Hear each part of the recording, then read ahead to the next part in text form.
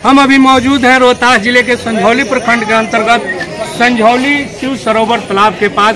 यहाँ कुछ ही देर में भोजपुरी के पावर स्टार कहे जाने वाले पवन सिंह और साथ ही काराकाट लोकसभा से पूर्व में चुनाव लड़े निर्दलीय प्रत्याशी पावर स्टार पवन सिंह जी का आगमन होने जा रहा है।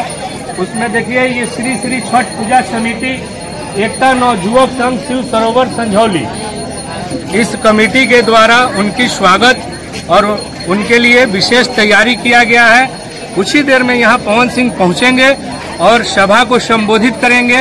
पवन सिंह आते हैं, क्या कहते हैं, आगे जो कहेंगे हम आपको वीडियो के माध्यम से दिखाएंगे और सुनाएंगे।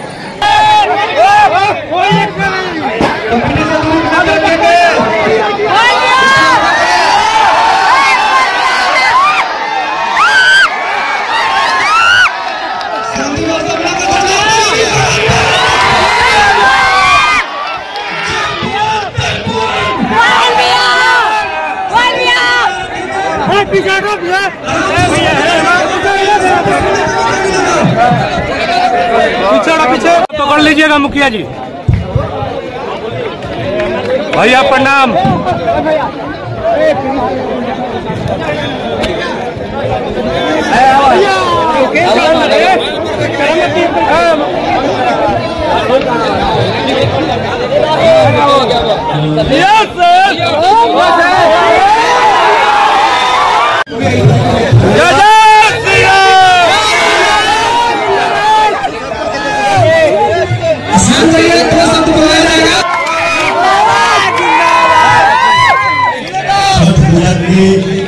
आप सबकी हार्दिक शुभकामनाएं। बढ़िया से पूजा हो ना हो, श्रद्धा से पूजा करिए। इस भाई को भी आशीर्वाद दीजिए।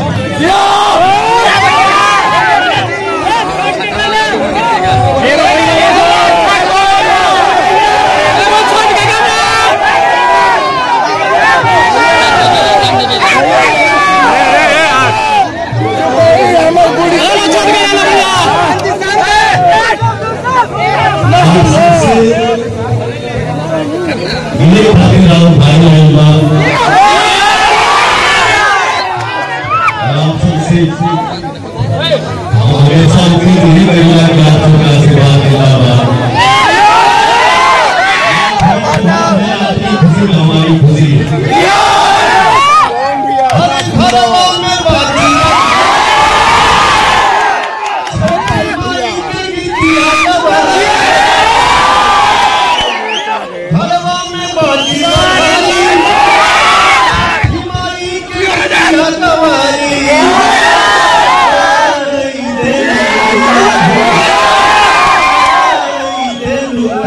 Yeah.